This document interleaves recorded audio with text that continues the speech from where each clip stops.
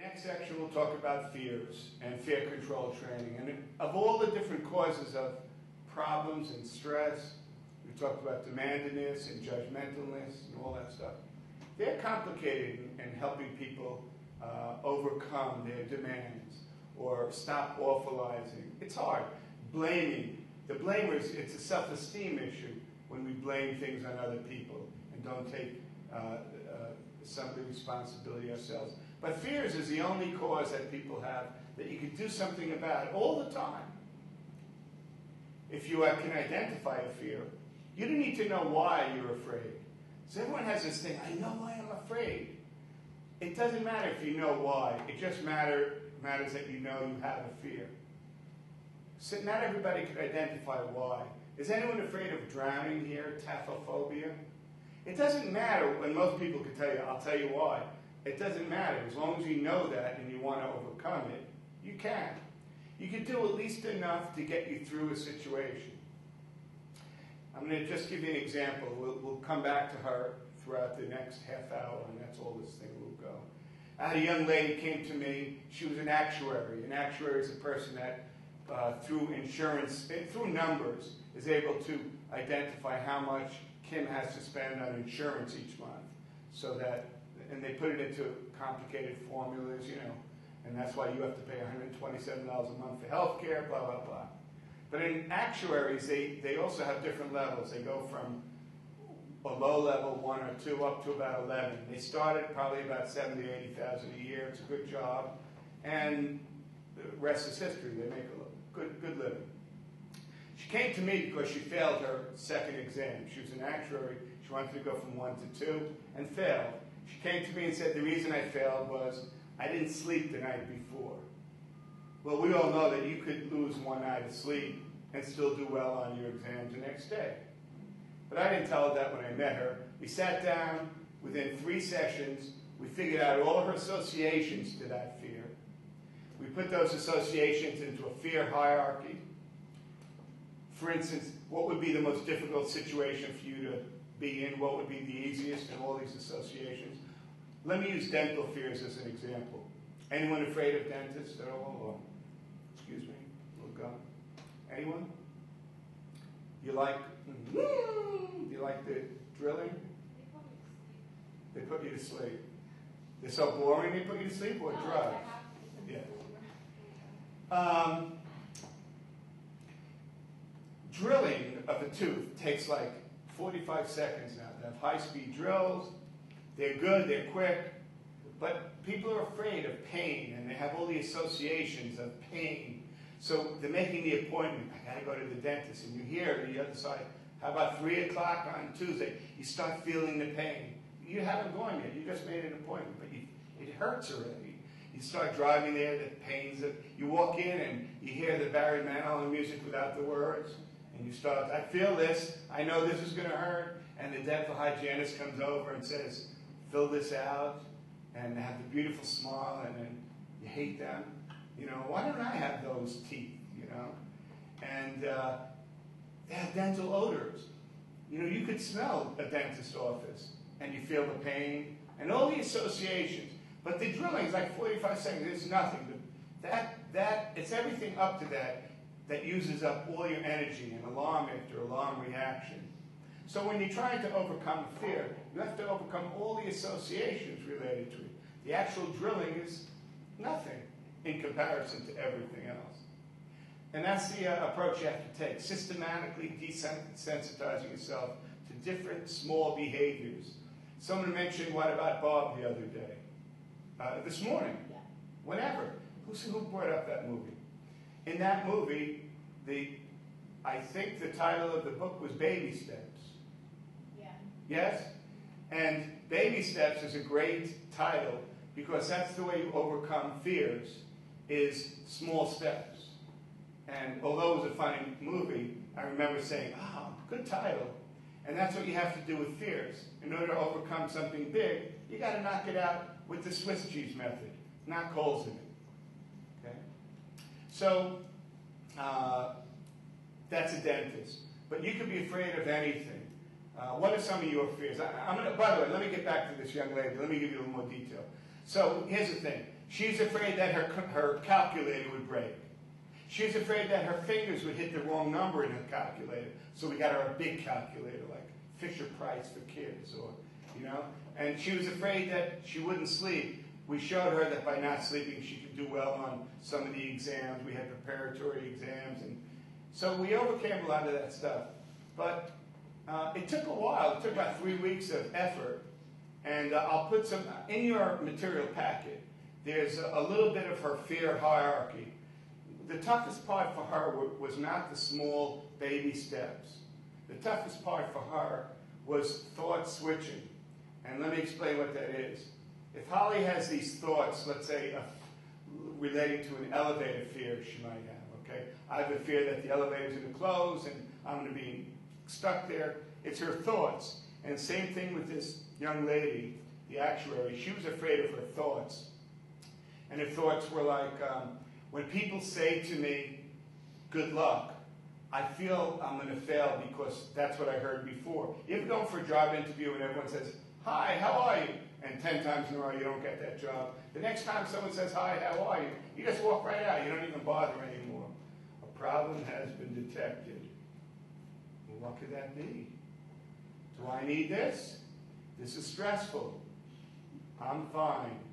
I'll have to remember everything. I haven't looked at this yet. I haven't even seen what was up on the board. So anyway, so she needed to deal with her thoughts. And what we would do is, we would, right before her actual test, she called her mother and father and her co-workers to tell them that she already failed the exam. She was afraid she would disappoint people, so she called them a week before, said I failed, and they said, you'll pass it next time. So we took every one of those little behaviors, we knocked it out. So when you knock out all those things, all of a sudden you got a clear field to run in front of you. That's all. So of course she took the exam. We had Sunoco traffic people ready to take her from her house to the exam because she was afraid of all the highways closing down, fires. I'm not kidding. That I'll be late. She was afraid she'll be late, and that's why she didn't sleep, we figured out, the night before. Anyway, to make a long story short, she went from 2 to 6 as fast as you can go in the shortest period of time, just by knocking out a fear. I didn't do anything special, but I want you to know, fears get in your way. They affect the quality of your life, which I mentioned to you earlier. And you have to take some of the fears and either face them or address them or attack them, but do something. You don't need to take every fear. If you're afraid of snakes and you're not going to be confronted with snakes, leave it alone. Leave it alone. Let me tell you one. Roller coasters. I'm afraid of roller coasters. Anybody here? You probably like You like roller coasters? Yeah, look at her. Ready to go, right, Erin? I'm petrified of roller coasters. So I'm living in Brooklyn, New York, and they have a Cyclone. Cyclone's a badass roller coaster. But you're not strapped in. You ever go to a thing now, they strap you in, you can't move. You got to hold on to bars. Okay, there was space, you understand? My girlfriend, Vicky, said, come on. I said, well, I'm not big on roller. What, are you afraid? Hey, who's afraid? Yeah, I was afraid, but I didn't say that. So we start the ride. It goes up nice and slow. Vicky's wearing a yellow Oxford shirt. You know what an Oxford is? It's like a heavy cotton. Got the thing in the back, little hanger thing or whatever. It's very strong material. That's all I got to tell you. Hey, we're going up, and I'm saying, you like it? Yeah. So I don't know much about roller coasters. The first few moments is getting me ready. So it makes its first turn down at 70 miles an hour, 80 miles an hour. And you understand the space that 6 people have died on this roller coaster that have flown out. I know all the facts about this. So all of a sudden, the first turn, it goes, shoo! I grab onto Vicky. I jump, this underneath you, where your feet are, the space. I jump on the floor. I'm holding on to her. I'm going to die! I'm going to die! I'll never forget this. I was about 15. And the roller coaster makes a quick turn. I ripped Vicky's shirt off her back. I was holding it so tight. This heavy Oxford, it's like a cotton. Right off the bat, she's an emperor, kicking me, yelling at me, all that. Because when you think you're going to die, do you give a shit about anyone else? When you have a fear, it doesn't matter like, well, what is she going to do, break up with me? I'm going to die. I'm dying. Who cares about thinking she's really just kicking me? What's with you? Who are you? You know, because if you're afraid of something, don't be a fool. Only a fool would do what I did. You should know how you overcome a fear. I'm just going to give you a quick overview. Look, this is not rocket science. I have some stuff in your material packet. You can read about it. But here's what you need to know. We can't use this anymore. I can reboot this. We don't need this, do we? Fears are not inherited. You learn to be afraid of all your fears. You learn to be afraid. Parents give you fears. Johnny, be afraid of strangers. Don't talk to strangers. This is hot. Don't touch this. And of course, they don't listen to you. You know, we all have to learn. But no one wakes up with a fear of falling out of planes or anything. Or what is that fear again? Falling to your death. Yeah, you weren't born with that. You know, it could be just one Action News. It could be one of your friends. It could be someone slipping and dying. You don't know what the association is. But it reminds me when my daughter was 3 months old, I was changing her, and they're on a changing table, and we had nice cushioned carpeting below. But anyway, I kind of took my hand off of her. She rolled to the ground. Oh, shit. You know, boom, a little boom. And the next time I put her up on the changing table, she cried. That's how long it takes humans to learn to be afraid. She didn't know what she couldn't talk yet, but she knew this guy is going to kill me.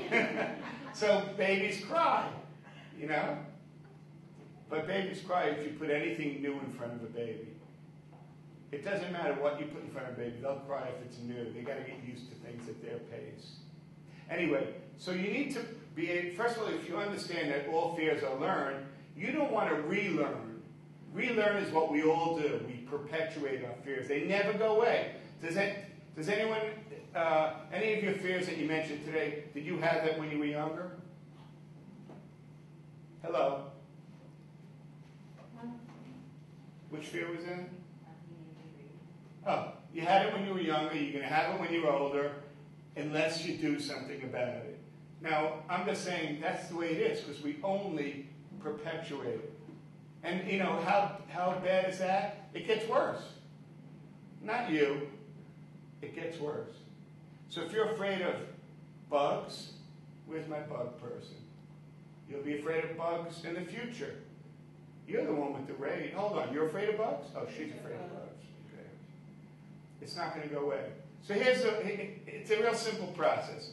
You develop a fear hierarchy. So let's use something easy for you to understand. If someone had a fear of heights, all right? Well, let's say going up in an elevator. There's some people that won't go up in an elevator. Well, it works something like this. Day one, you have them go into the elevator, press the number 2, and walk off. You think someone could do that? I'm asking you. Yeah, they could do that. No, I'm not afraid of that. I'm afraid of, okay, day 2, you're going to press 2, and we're both going to go up to 2. I'll go with you. Well, I don't like doing that. I know, but we're going to do that. Day 3, you're going to press 2. You're going to go up to 2 yourself. I'll be on the second floor waiting for you. Day 7, you know, you're going to be able to go up to 5. You're going to get out and walk down. Then you're going to be able to go up to 9. I'll be with you. And then you're going to be able to go up to 9 without me. And through baby steps and thought switching and relaxation training and other things that go along with it, you could learn through baby steps how to at least face your fears.